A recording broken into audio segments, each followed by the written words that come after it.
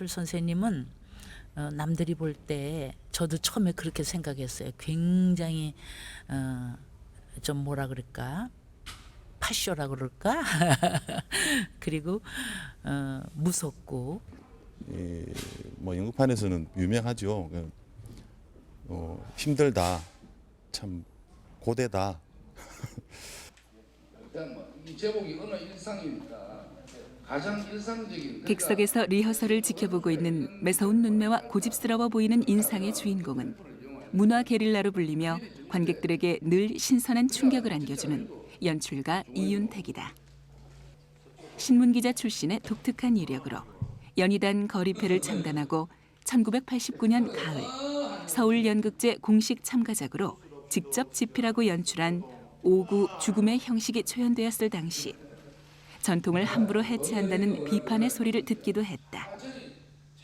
하지만 죽음이란 다소 무거운 소재를 한국 특유의 해학적인 정서로 풀어낸 작품이란 평가를 받으며 20여 년째 관객들에게 큰 사랑을 받고 있다. 금사에 대한 공공보험이 적용된다. 보건복지부는 의료가 내년 담배값 인상으로 조성되는 자금을 이용하여 산모에게 절분을 연가에게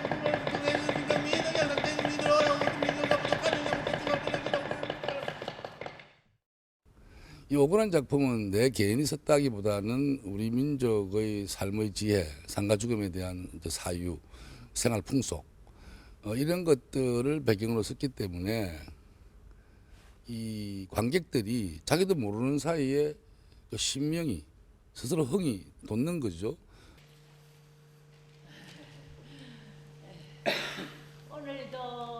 무엇보다 1997년부터 주인공 노모 역을 맡으며 한 식구가 된 중견 배우 강부자 씨는 작품의 대중화를 이끈 1등 공신이다.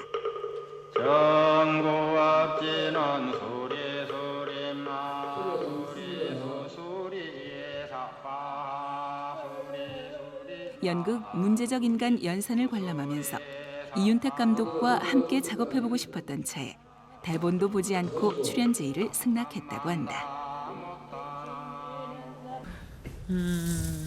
글쎄 오구의 매력은 우리 거라서 우리 아주 전통 우리 정통 한국 거고 우리의 정서고 우리의 문화고 우리가 늘 먹는 밥같이 늘 먹는 된장찌개 같이 뭐 아주 해도 끝이 없이 매력 있고 재밌고 빠져들기 쉽고 그런 게 우리 음식 아니겠어요? 밥에다가 된장찌개에다 김치찌개에다 그런 음식 같은 그런 작품이라고 생각해요. 그래서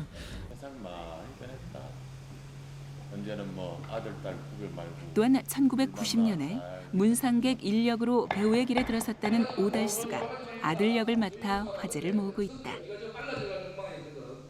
배우 입장에서 보면 배우 훈련에 아주 좋은 연극이다. 무대에서 오랫동안 나와 있어야 되고 대사가 없이도 그리고 또 신체를 쓴다든지 구슬을 한다든지 그런 부분에서 아주 배우 훈련에는 아주 좋은 배우 입장에서는 그렇다고 저는 생각하고 선생님 쪽에도 깜빡이 났으니까 일로 와서 전사 등장을 주연 배우는 물론 단역 배우들의 연기를 섬세하게 지도하는 이윤택 연출가.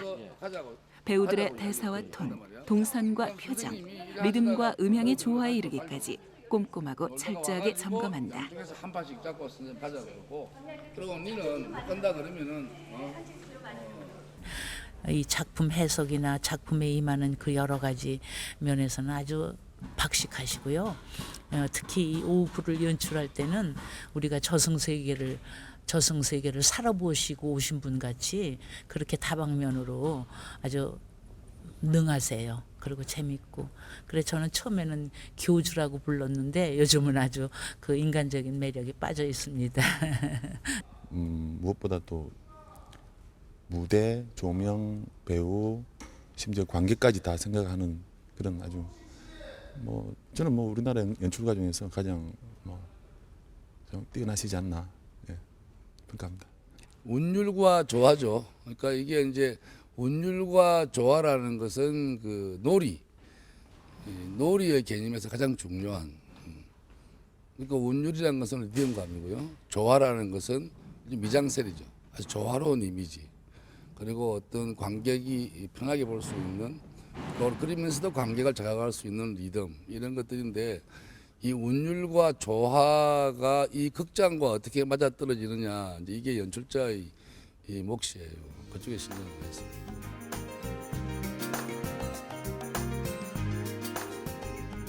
시인이자 극작가, 연출가로 활동하며 부단한 실험을 통해 대중에게 새로운 재미와 흥미를 제공해온 문화 게릴라 이윤택. 그가 지향하는 연극과 예술이란 무엇인지 이 시간에 함께 들어봅니다.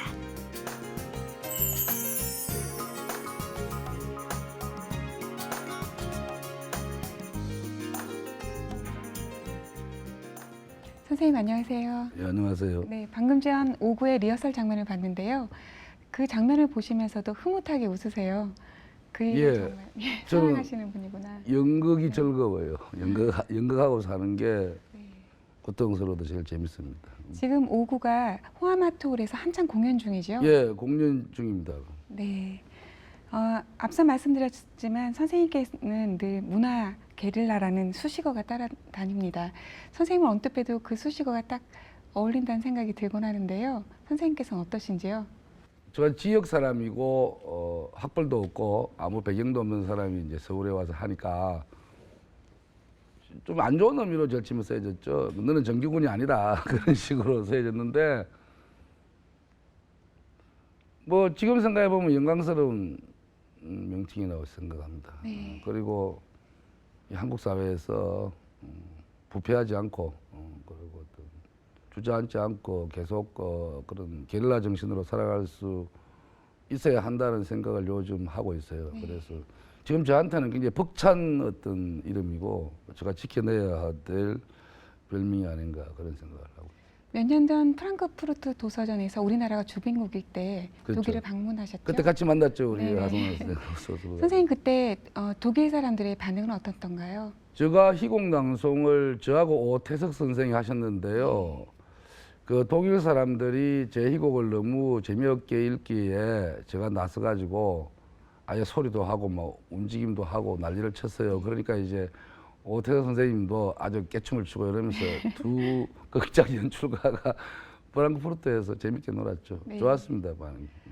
선생님의 이번 작품들을 통해서 다시 이제 글로 공연이 아니라 글로 읽으면서 굉장히 깜짝 놀랐습니다. 그 문장 하나가 살아 있는데요. 직접 극작을 하시고 이제 연출을 계속 해오셨습니다. 극작은 혼자서 하는 작업이지만 연출이라는 것은 공동으로 여럿이 하는 작업이잖아요. 그렇죠. 그 차이도 있을 텐데요. 어떠신지요? 그래서요, 저는 사실 시를 쓰고 비평을 하다가 이제 글쓰기에 대해서 조금 해를 느끼고 연극판으로 뛰어든 케이스고요. 그래서 극작가라는 생각을 하지 않았습니다. 안 하고 그냥 연출가인데 한국의 극작가들이 자기 작품을 할 때 못 고치게 해요. 그리고 아주 그 까다롭단 말이죠. 그래서 에이 내가 쓰고 말지 이렇게 하고 이제 극작을 했는데요. 제가 그 제3회 대산문학상 상금을 엄청 많이 주는 당시 네. 그 대산문학상 본상에 제가 희곡이 그 문제적 인간 연산이 수상을 하게 됐어요. 그때 시부문 수상자가 황동규 선생이셨는데요. 저를 시인으로 제가 이 방송대학 제1회 방송문학상 수상자입니다. 그 시로. 그때 그 당선시켜준 분이 황동규 선생이신데 그분하고 같이 수상을 하시게 됐어요. 그래서 제가 그 수상식장에서 저는 지금까지 희곡을 문학이라고 생각하지 않고 써왔다. 제가 연출가이기 때문에 연출을 위한 공연 대본으로 써왔는데 제가 쓴 대본을 문학이라고 인정해 주시니까 지금부터 희곡도 문학이라는 생각을 하고 한번 써보겠습니다. 이렇게 수상 소감을 그렇게 했어요. 근데 지금도 그 생각에는 변함이 없습니다. 희곡을 쓰시기 전에 이제 글보다는 무대 상황이나 이런 인물들의 행동 같은 것들을 먼저 떠올리시고 옮기신다는 말씀이시죠? 그렇죠. 삶의 모습을 먼저 발견하죠. 저는 또 이 서술적 스토리를 전혀 안 쓰는 작가예요. 그러니까 그냥 사람이 살아가다가 아, 저 삶의 모습이 참 아름답구나. 그것이 말이건 몸이건 뭐 미소건 간에 삶의 어떤 인상적인 모습을 발견하게 되고요. 저 인상적인 모습이 왜 아름다운가에 대한 그 이유만 이제 잡히면은 쓰죠. 그냥.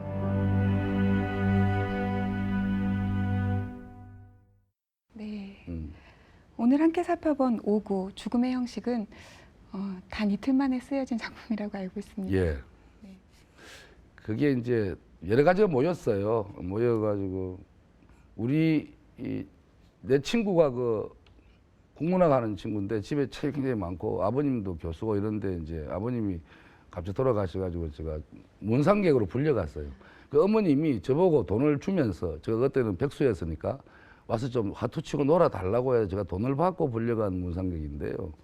짧게 말하면 그 조상집에서 순간적으로 이게 연극이다. 실제로. 그러니까 상복을 입지 않습니까? 입고 뭐 까다롭게 굴고 절하고 곡하고 이게 다 연극하고 있구나 지금 사람들이. 근데 왜 연극을 할까 생각을 해보니까 이렇게 연극을 하지 않으면은 너무 슬프겠더라고요. 사람 분위기가.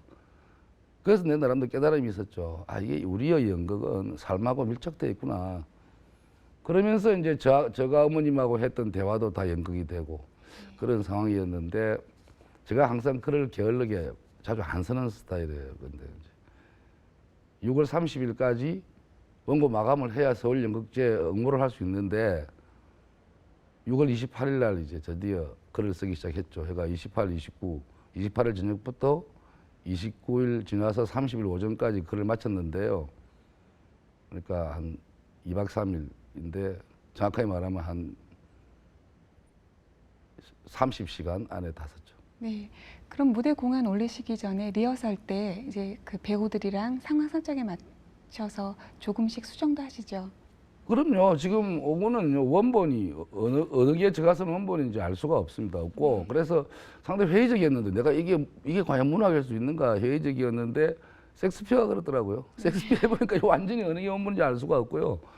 오태석 선생님도 제가 비닐하우스를 연출하면서 비닐하우스 대본이 14개나 되더라고요. 그렇고 그래서 저는 뭐 희곡이라는 것은 또 시나 소설하고 달리 계속 이렇게 바뀐다 그런 생각을 하고 있습니다. 네. 오구 하면 이제 극단 연희단 패거리의 레퍼토리가 된 작품이라고 생각이 됩니다. 이훈택 선생님의 글과 연출도 떠오르지만 강부자 선생님의 연기도 떠오르는데요. 아마도 IMF와 관련이 돼 있다고 저는 얼핏 들었는데요. 예, 강부자 선생님을 예, 연희단 패거리가 아니고 연희단 그리패인데요. 하 네. 선생님은 이제 그런데 우리는 그 즐겨요. 근데 우리 극단이 그리패인데 네. 패거리 네, 저 패거리라고 지금 하고 있습니다. 다 그래요. 근데 패거리 맞아요. 김해 도요마을이라는 아주 네. 끝말이에요. 끝말에 같이 생활을 하고 있습니다. 네. 우리 이 오구란 작품은 원래 소극장 실험극으로 출발을 했어요. 아주 다이나믹하고 그렇게 하고 아주 한마디로 아방가르드한 연극이죠. 그러니까 초연할 때 그 많은 사람들이 튀어나갔어요. 그러니까 백승희 선생님, 국립극장 배우들 이런 분들 보다가 막 나가고 그다음에 뭐 그때도 그 전에서 시민케이라는 작품을 보고 아주 좋게 봤던 대학원생들, 학생들이 오고 보고 나서는 뭐 화가 나서 튀어나가고 이게 불경스럽고 거칠고 굉장히 그런 식의 연극이었습니다. 했는데 그것이 이제 가다가 96년쯤 되니까 관객이 안 오더라고요. 더 이상. 그래서 이제 뭐 연극은 관객이 안 오면 접어야 되니까 그때 남비정 씨 오고 노모했던 사람이 내를 노모로 하지 말고 제대로 된 리얼한 노모를 한번 모시는 게 어떻겠느냐. 투표를 했어요. 애들은. 그때 강부자 선생님이 이제 가장 익살맞고 심술구점에서도 인간적이고 맞다고 해서 제가 일방적으로 찾아갔죠. 선생님이 노모란 작품이 있는데요. 그 노모를 좀 해줄 수 있겠습니까? 이렇게 했는데 그 선선히 하시더라고요. 그래서 뭐 강부자 선생님이 하시면서 다시 이제 이게 대중화되기 시작했어요. 근데 그때 강부자 선생님 할 때하고 우리가 할 때하고 다른 거는 우리는 끝까지 웃기고 끝났어요. 끝까지 웃음으로 끝났고 강부자 선생님 하시면서 이제 웃고 울고가 된 거죠. 이게 이렇게 되면서 오그란 작품이 소위 말해서 이제 대중화되었다. 근데 어떤 분들은 또 대중화에 대해서 계속 웃어야 되지 않느냐 이런 분도 있는데 문화라는 게 원래 제일 처음에는 아방가르드한 어떤 실험으로 시작하지만 그 실험이 결국은 보편적인 대중성을 획득해야 된다 생각해요. 그 점에서 오구는 강부자 선생님 그리고 이번에 뛰었던 우리 오달수 이제 이런 배우들이 띄워줘야 되죠. 지금 이 외에도 많습니다. 5구에 띄었던 뭐 김준배, 윤재문, 지금 이 영화나 텔레비에서 활동하고 있는 배우들 중에서 5구 배우들이 상당히 많습니다. 그래서 내년부터는 한 명씩 차출해서 같이 해볼까 합니다.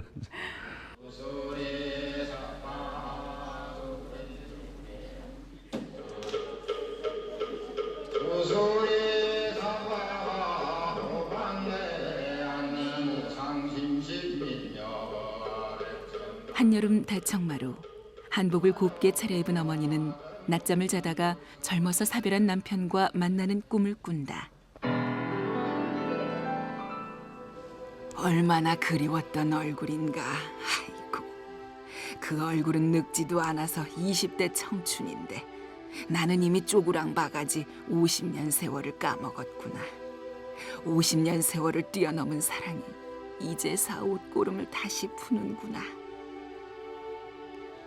칠순을 바라보는 우리의 어머니는 그만 부끄러워 살포시 고개를 돌리고 또아리를 틀어안는데 어머니의 기억 속에 영원한 20대로 남아있는 이석이는 발을 끈다. 어머니는 그제서 안다. 죽은 아비가 자기를 데리러 온 줄. 간이 털렁 내려앉고 정신이 하나도 없어진다.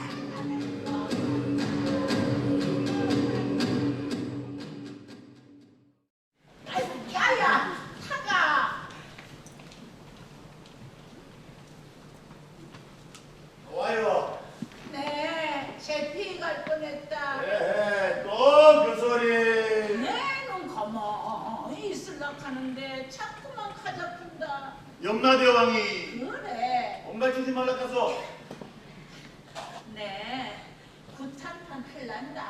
아꼬. 와, 니는 내가 극락 왕생하는 게 그래 싫라. 꿈을 통해 죽음을 예감한 어머니는 아들에게 극락왕생을 축원하는 산호구 굿을 열어달라고 부탁한다. 자리에 밤마다 나타난다. 굿은 미신이라는 아들과의 신랑이 끝에 어머니는 무가 석추리 일행을 부른다.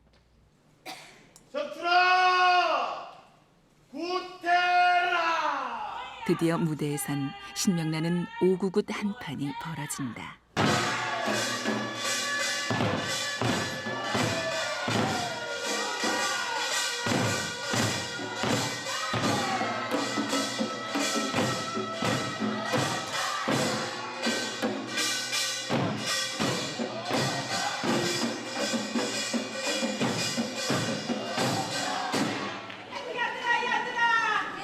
아이고 야들아 잠깐만 내 말 좀 들어보그래. 아이고 야야 오늘 이 호암 아트홀에 오신 손님들이야말로 대한민국 안에서는 제일로 가는 멋쟁이 중에 멋쟁이요. 예술가 중에 예술가요. 문화인 중에 문화인이요. 아주 인격자 중에 인격자. 이 수요일 이 대낮에 얼마나 바쁜 시간인데 이렇게 오셨으니 얼마나 아니 가면서 상민이는 어디 갔노? 상민아! 왜요? 야야! 잠자리지 어째서 잠자리지? 이 집에서는 지금 내신다고 준비를 하는데 저기 어떻게 내시는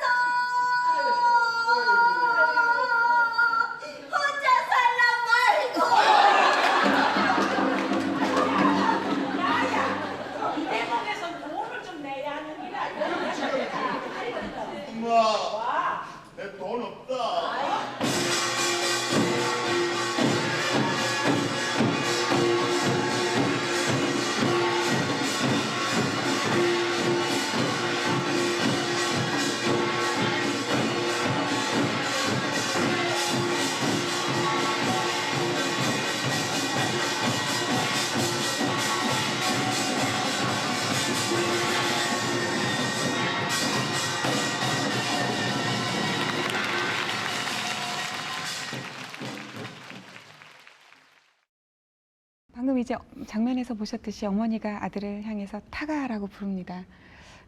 이 세상의 모든 아들과 어머니의 모습이 그려지는데요. 역시 선생님도 그러셨을 것 같아요. 글쎄 저는 이제 영남 전형적인 영남 사람이고요. 우리 어머님이 영남 출신에다가 교육받지 못했어요. 문자 교육을 못 받은 분이기 때문에 그분의 모든 의식 체계는 구어체죠. 예. 그래서 이제 저 이름이 택인데요. 이윤택이잖아요. 예.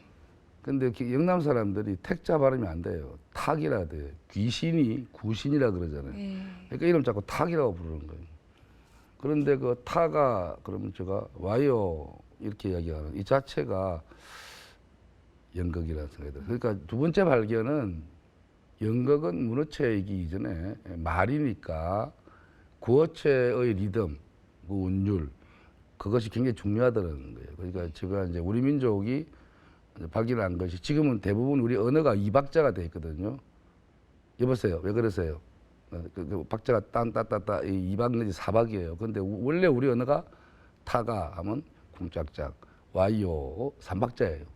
그러니까 3박자의 리듬이 2박자의 리듬으로 빨라져 버렸다는 게 이게 문명화 내지는 도시화인데 저는 이게 그렇게 바람직한 것이라고 보지 않죠. 그러니까 제가 이제 오구에서 발견한 것은 우리 언어가 가지는 3박자의 그 느릿한 리듬 이것을 이제 지방 방언에서 발견한 셈이죠. 네.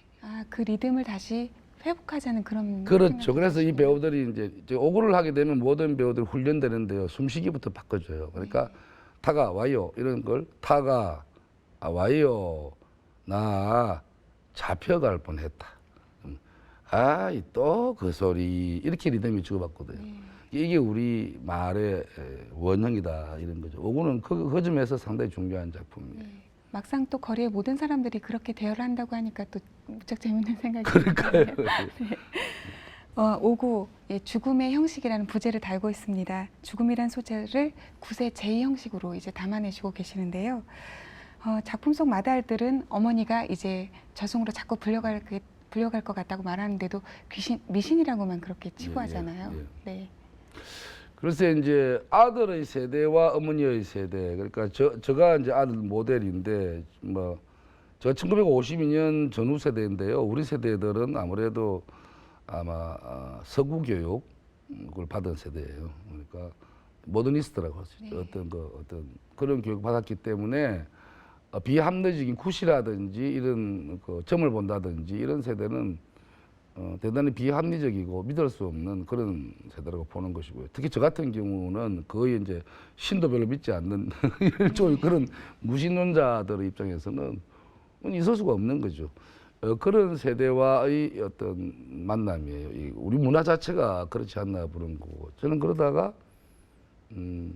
저 자신은 이제 당신은 우리 전통을 많이 다루니까 우리 전통주의자인가 이래 물었을 때 제가 아니다 나는 모더니스트다. 그런데 반성적인 모더니스트다 이렇게 이야기해요. 그러니까 원래 모더니즘으로 출발한 우리 교육인데 어느 순간 우리가 쓰고 있는 글이 이게 우리 게 아니잖아 이런 우리가 이야기를 80년대 했어요. 예를 들면 지금 소설 쓰다가 이제 지금 영화 감독으로 떠난 그 이창동 씨하고도 제가 친해요. 그런지 말하지만 그때도 그런 얘기했어요. 우리 말이 아니잖아 이게. 우리가 쓰는 시가요 도치법을 쓴다든지 말이 아니고 하 선생님도 작가이시니까 자세히 보면요 산문 중에서 읽을 수 없는 게 있어요. 이게 우리 말에는 관계사절이나 관계사가 중간에 못 들어가요. 이게 사사조의 빠른 리듬으로 가기 때문에 접속부사도 가능한 줄이고요 조사도 많이 안 쓴단 말이죠. 우리 원래 언어가. 근데 이것이 관계사가 막 들어가고 명사 앞에 어떤 관형사가 막 붙고 접속부사가 막 불필요하게 붙고 이런 것들이 우리 언어의 거를 많이 이렇게 루즈하게 만들었지 않느냐. 이런 반성적인 입장에서 우리가 이제 전통을 찾은 거예요. 저 같은 경우에는 이게 내가 쓰는 언어가 시가 이게 우리말이 아니다 이게. 도치법 이런 거는 또 영어식이란 말이죠. 이런 것들에 대한 반성이 이제 있으면서 그럼 우리말이라는 게 어디서 찾아야 되느냐. 시 같으면은 이미지는 향가에서 찾을 수 있고 운율은 고려가요에서 찾을 수 있다. 이런 식으로 하다가 조금 더 우리말 옛말이 그대로 살아있는 곳이 어디냐 생각하니까 굿이더라고요. 구선 예전에 그대로 하고 있으니까 아, 네. 그래서 구설을 발견한 거죠. 네. 제가 봐온 사람들은 특히 염을 하는 예. 예, 그런 상황에서 가장 많이 울더라고요. 예. 예, 죽음에 대한 거리두기란 장에서는 시신을 염하는 장면이 아주 소상하게 예. 나오죠. 제가 그 대목을 좀 읽어볼까 하는데요. 예서에 의하면 임종에 대한 준비, 초혼, 시체 거두기, 상례 동안의 역할 분담, 관 준비, 부고 등에 관한 내용이 기록되어 있다. 이것들을 차례로 설명하면 다음과 같다. 운명이 가까우면 속광, 즉 생사 여부를 확인한다. 이 절차는 황망 중이라 본인이 앞장에서 확인한 바 있으나 관객 여러분들의 실용적 적용을 위하여 다시 한번 반복해서 실시한다. 그러면서 마다들을 예, 하면서 하죠. 실시라고 얘기를 하게 되죠. 네. 이 부분은요 굉장히 흥미로운 부분입니다. 첫째, 이 염하는 장면은 우리 아버님을 제가 직접 염을 하면서 확인한 겁니다. 염하는 장면 제일 처음에는 이제 책을 보고 하다가 아버님이 59 공연을 보름 앞두고 돌아가셨어요. 그래서 이제 59 연습을 하다가 그때 예술의 전당 자유소극장인데 아버님 조상을 치러 갔죠. 그 염을 하는 장면을 제가 직접 목격하면서 깜짝 놀랐어요. 아버님의 그 물화된 모습이 그렇게 두렵지 않았어요. 않고 그 남자 그 염꾼이 우리 아버님하고 거의 대화를 나누는 거예요. 그러니까 이 영감 신수 한번 흔하네. 그래도 아버님이 돌아가셨는데 굉장히 건강하시더라고요. 그리고 이제 꽃이 신고 저승 갑시다 이러면서 우리 아버님이 어깨가 너무 넓어가지고요 관에 안 들어가요. 그러니까 우리 아버님 어깨뼈를 부러뜨리는 거예요. 그 자리에서. 내가 깜짝 놀랐어요. 그리고 염이라는 것도 대단히 물화된 어떤 객관적인 거리를 두고 보면 이게 대단한 이게 퍼포먼스구나 싶어서 이제 했는데요. 과연 난리가 났죠. 독일에서는 기립박수가 일어났어요. 독일 공연할 때는요 염 장면에서 이거 브레이트다. 그리고 한국에서도 막 너무 놀라워하면서 엄청나게 웃었어요 사람들이. 근데 이 염 장면이 바로 가장 현실적이면서도 가장 리얼하게 하면서도 거리두기를 통해서 연결이 되는데 참 요 근래 방송을 통해서 제가 재미있는 그 메일을 받았는데요. 대학에서 장례 절차를 강의하시는 여성분이에요. 그분이 오셨는데 오구를 정말 재밌게 잘 봤다. 근데 몇 가지 지적을 하고 싶다. 그러면서 아버님이 돌아가셨을 때는 상주가 대나무 지팡이를 짚지만 어머님이 돌아갔을 때는 버드나무나 오동나무관을 해야 된다. 지팡이를 짚어야 된다. 그리고 염할 때 여자가 죽으면은 여자 복인이 염을 해야 됩니다. 근데 남자가 이런 지적을 했어요. 그때 제가 이제 답변을 보낸 게 원래 남자가 돌아가시면 대나무, 여자가 돌아가시면 오동나무나 버드나무를 해야 되는데 우리 까먹은 거예요. 죄송합니다. 까먹었습니다. 그다음에 염장면은 저승사자들이 이제 염꾼으로 들어오기 때문에 저승사자들이 계속 나옴으로 해서 저 사람이 바로 저승사자구나 하는 것을 알리기 위해서 이제 저승사자들이 염을 했는데 원래는 또 여자들이 했어요. 그래서 여자 복인들이 하는 게 낫겠습니다. 이렇게 수정을 하겠습니다. 이렇게 해서 그만큼 이 염장면은 정확해야 됩니다. 이거 교육이니까. 그만큼 정확하게 하면서도 또 연극이니까 거리두기를 하면요 굉장히 흥미로운 그로테스크한 코미디가 되는 거죠. 그러면서 이제 관객과 배우의 거리도 파괴되기도 하죠. 그렇죠. 네. 예. 지금 방금 말씀하신 것처럼 노모를 데리러 온 저승사자들이 이제 현실 세계에 또 개입을 있다는 하게 거. 계속 있다는 거죠. 거. 그 저승사들이 저승에만 나오는 게 아니고요. 제일 처음에는 무당 박수로 나왔다가 영꾼으로 나왔다가 계속 나와요. 계속 나오다가 뒤에 가서 큰 페니스를 달고 나오죠. 그렇게 하려고 계속 등장을 시킨 거예요. 네. 우구는 특히 우리 전통 연희를 현대화시킨 가장 모범적인 작품 중 하나라는 평가를 받고 있습니다. 아까 말씀하신 것처럼 전통적인 극의 놀이성을 극대화하기 위해서 어떤 노력을 해오셨는지도 궁금한데요. 그래서 이제 전통을 어떻게 수용할 것인가에 대한 많은 고민이 있었습니다. 근데 여러 가지 방법이 있죠. 이제 전통을 그대로 재현하는 것, 탈춤을 배운다든지 판소리를 익힌다든지 그건 재현이고 저는 재현에 대해서는 회의적입니다. 왜냐하면 첫째 힘들다, 너무 어렵다. 두 번째, 그 전통의 옛날 형식은 옛날 시대의 동시대의 형식이지만 지금은 이미 동시대가 아니다 그런 거고요.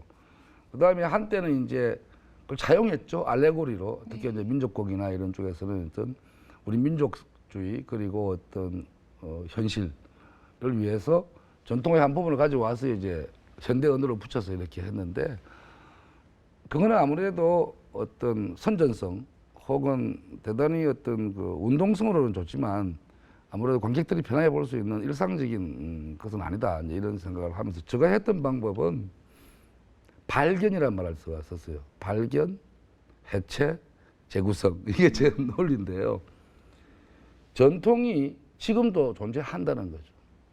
일상적인 시간 속에서는 존재하지 않는데 스페셜한 시간, 특별한 시간에는 전통을 합니다. 예를 들면 우리 추석 때면 한복 입잖아요. 그리고 제사 지낼 때 아니면 요즘은 결혼식도 서양식으로 합니다만 어떤 특별한 시간과 공간 속에서는 우리는 전통을 다시 한다고요. 그래서 전통은 죽어 있는 것이 아니고 지금도 여전히 지속되고 있는데 일상적인 삶의 구조가 아닌 속에 묻어 있기 때문에 모르는 거죠. 그래서 굿을 동해안 별신굿을 보다가 제가 놀란 게 또 이 동해안 별신굿 무당들이 반드시 유행가를 불러요. 그러니까 그 동시대 뭐 조용필의 노래를 부른다든지 그러면서 놀거든요. 왜 놀까? 무당들은 굿을 하면서 왜 동시대 노래를 부를까? 그 사람들은 그 사람들대로 동시대를 살고 싶은 거예요. 그러니까 우리 전통이 동시대와 끊임없이 만나면서 계속 살아 있다는 것이고 그 살아 있는 것을 저는 발견, 포착해서 그것을 해체해서 형태를 이제 무대 위로 재구성하는 것이다. 이게 제가 이제 발견해낸 극작술이죠. 선생님의 공연 대본 전집 총 10건이 이제 출간된 지 오래됐습니다만 선생님의 20여 년의 연구 활동이 이 책들에게 다 들어있다고 해도 과언이 아닐 텐데요. 선생님은 정말 아까 말씀하신 것처럼 80년대, 90년대 그 사회 비판적인 작품을 많이 창작하시기도 하셨고 또 그 때문이지 많은 사람들의 구설수에도 또 오르셨잖아요. 그렇죠. 뭐 여러 가지. 근데 제가 이제 물론 이제 80년대에 제가 신문기자였고요.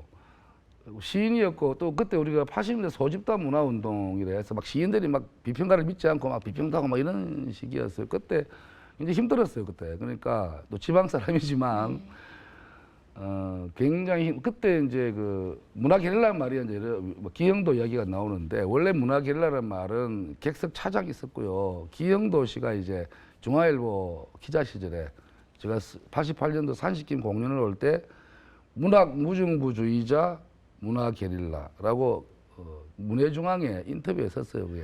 근데 이제 제가 문학 무중부주의자라는 소리를 들은 이유가 저 성격이 하여튼 막 이런 좌도 아니고 우도 아니고 이런 여러 가지 어떤 편당성 그리고 서로 막 씻고 싸우는 이런 것들이 아주 싫었어요. 그래서 이제 글을 쓴다는 것이 대단히 위선적이고 이거 정말 할 짓이 아니구나. 그렇게 해서 이제 연극판으로 넘어왔고 연극판에서도 이제 그렇게 살다 보니까 참 뭐 말이 많았죠. 예를 들자면은 첫째 이윤택이는 우파인가 좌파인가 지금도 물어요.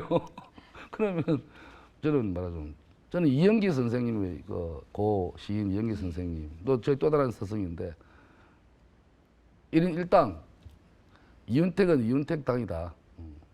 만일에 내가 좀 더 편을 든다면 문학 혹은 연극 편을 드는 것이다. 이제 이런 식으로 살아왔습니다. 그래서 그 와중에서 우리 한국 사회가 어떤 편들기를 요구해요.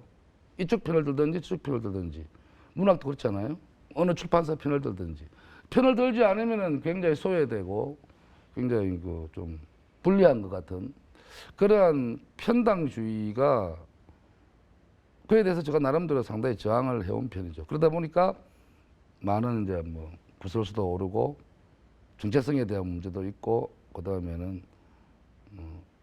심지어는 아무 편도 들지 않으면서 나름대로의 어떤 아나키스트적인 그러한 그걸 버티고 있어야 되니까 그 버티는 과정에서 이제 악명도 없고요. 그렇게 살아온 겁니다.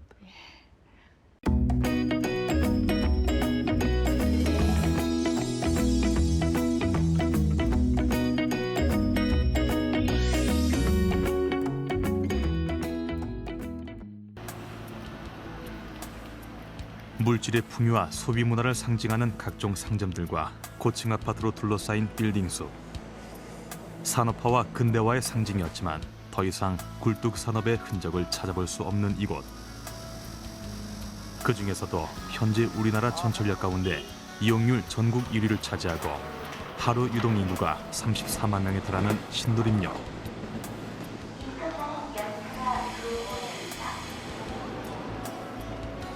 (1993년에) 초연한 연극 바보각시의 주요 무대가 되었던 곳으로 이윤택 연출가는 당시 신도림 역점 풍경에 주목했다. 숲을 속에 난 새로운 길. 상당히 의미심장한 상징을 내포하고 있는 지금 여기 신도림역 일대는 서울의 도시 빈민 밀집 지역으로 주위로 구로공단을 끼고 서울과 주변 위성도시를 연결하는 교통의 중계지로서 유난히 종말론이 성행하고 온갖 야바위꾼이 들끓는 서울의 오지이다. 하루가 다르게 변해가는 도심의 일상, 그리고 네온사인으로 불야성을 이루는 역전. 저마다의 사연을 간직한 사람들과 사회로부터 소외된 온갖 군상들이 모였던 포장마차는 어디론가 가버리고 커피 전문점만이 대신하고 있다.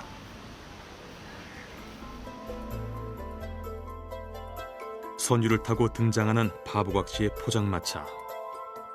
신도림 역전 어두운 밤하늘을 배경으로 등불 하나 켜놓고 앉은 바보각시. 각시 혼자 포장마차를 지키고 있다. 아무도 없다. 이젠 누구도 각시의 포장마차를 찾지 않는다. 각시 낙담하여 등불을 끈다. 어둠이 오고 어둠 속 두런두런 일어서는 가면들, 짐승의 욕망들, 취객, 파출소장, 실직 청년의 밤나들이가 시작된다. 저마다 가면을 쓰고 포장마차로 찾아든다. 각시는 그래도 반갑게 맞이한다. 사람이 그리운 시간. 각시는 탈을 쓴 그들의 욕망들을 읽어내지 못한다. 그들은 제멋대로 마시고 떠들며 밤 기운에 취한다.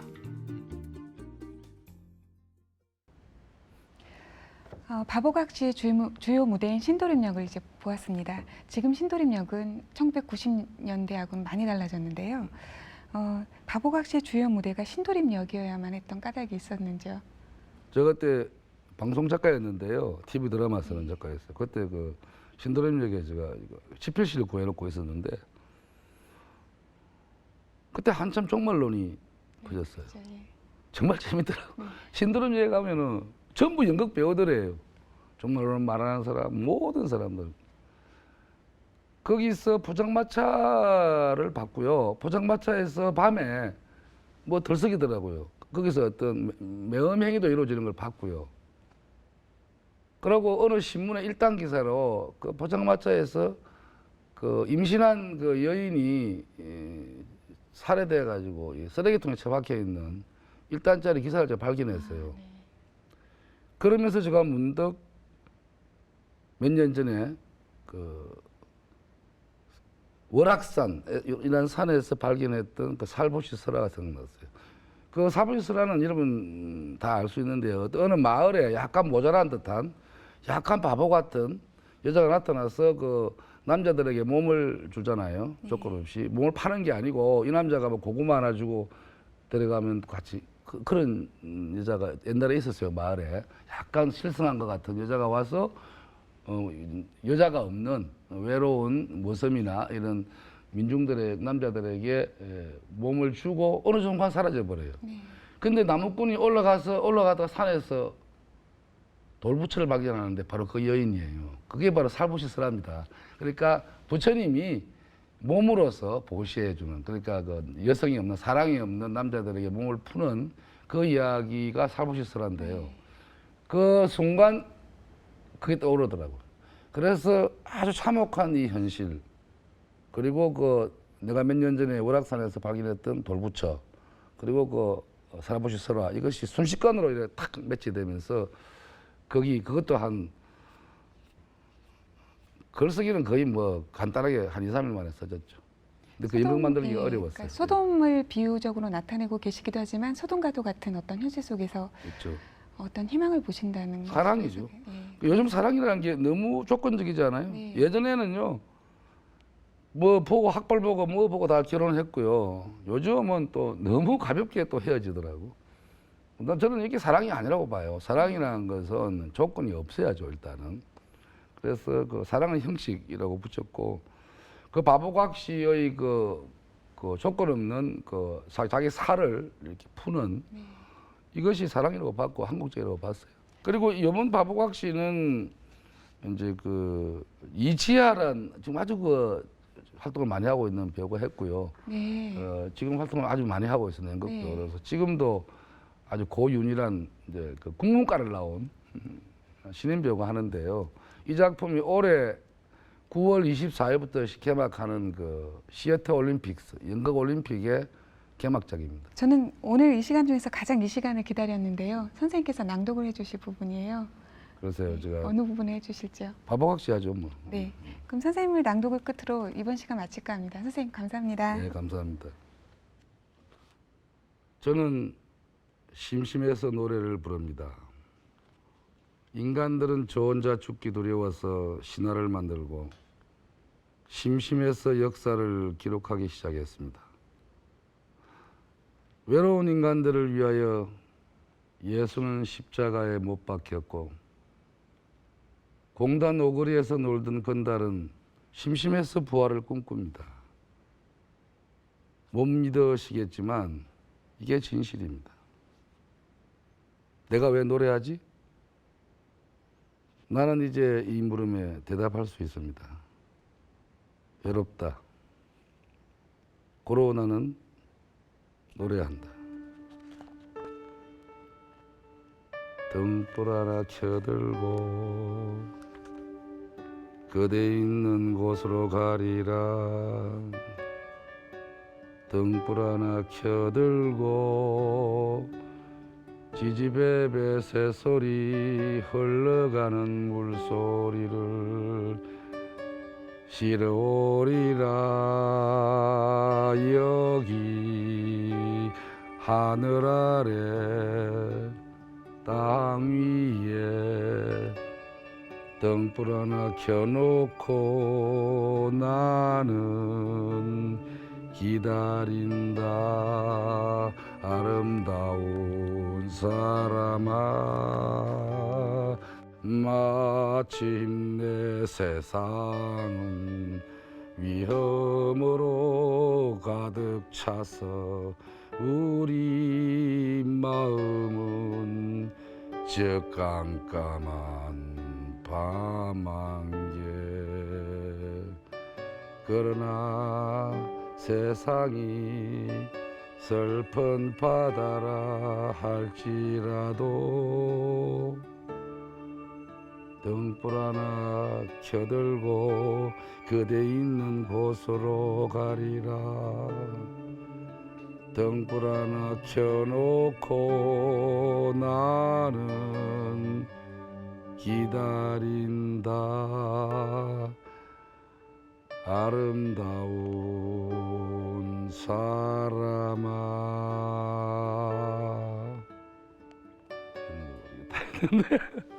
한 번 더 할까요?